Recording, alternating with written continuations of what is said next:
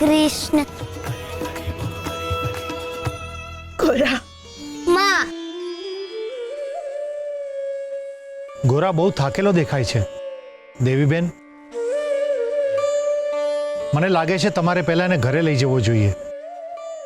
તમારી વાત સાચી છે પુલકેશીભાઈ. એને છે ને આરામની જરૂર છે. હાલો ભગત.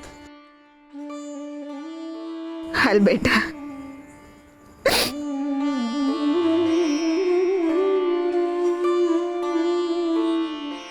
મહારાજ,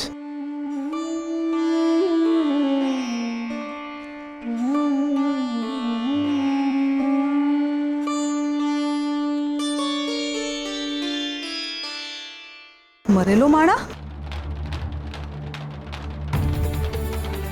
આ તો ઈ જ માણસ છે જેનું સબ હવારે મંદિરના સીડીઓથી મળ્યું હતું.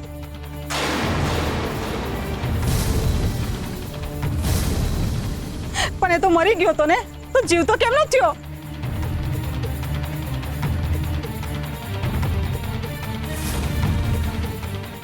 આ નિમલો પાછો હું કામ આવ્યો? જો ઈ મને જોઈ ગયો ને મારું નામ આપી દીધું તો પછી મહારાજ મને જોવા લાયક નહીં રાખે. હું મરી નતો ગયો. મને મરેલો જાહેર કરવામાં આવ્યો હતો. તને મરેલો જાહેર કોણે કર્યો? જવાબ આપ. તને જીવતાને મરેલો જાહેર કરવાનો અપરાધ કોણે કર્યો છે?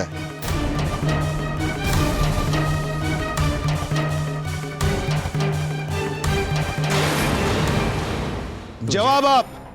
તને જીવતાને મરેલો જાહેર કરવાનો અપરાધ કોણે કર્યો છે?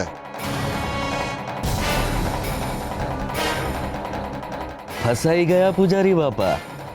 બગલા, આ ઝેરની પોટલીને અંદર જ રાખ. હવે પૂજારી બાપાનું કાસળ કાઢવા ઝેરની જરૂર નહીં પડે.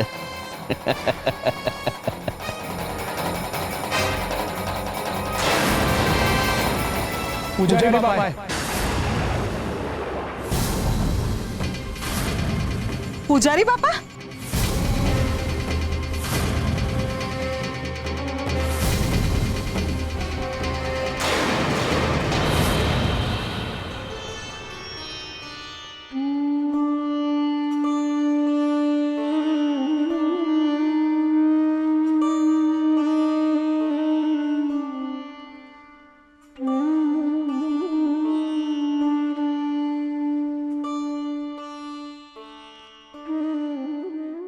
બહુ દીએ ગિરાયો મારો લાલ.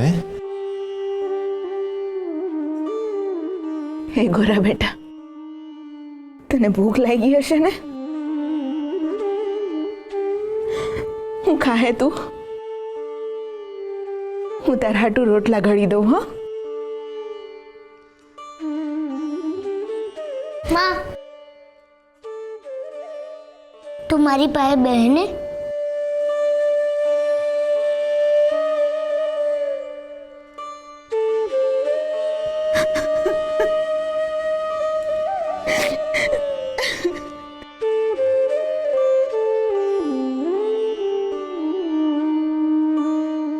દેવીબેન, તમે ચિંતા ના કરો. તમે ગોરા પાસે બેહો.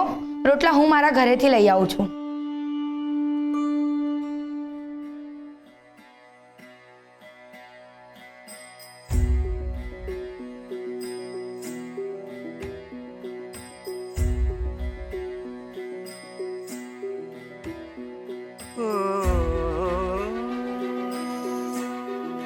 હરી, તારો જેટલો પાળ માનું ને એટલો ઓછો છે મારા નાથ. આજે તે સાબિત કરી આપ્યું કે તારો હાથ અમારા માથા ઉપર છે.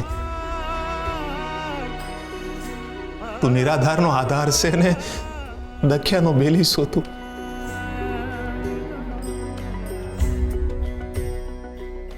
ખાલી એનો હાથ જ નહીં, એનો સાથ પણ છે ભગત.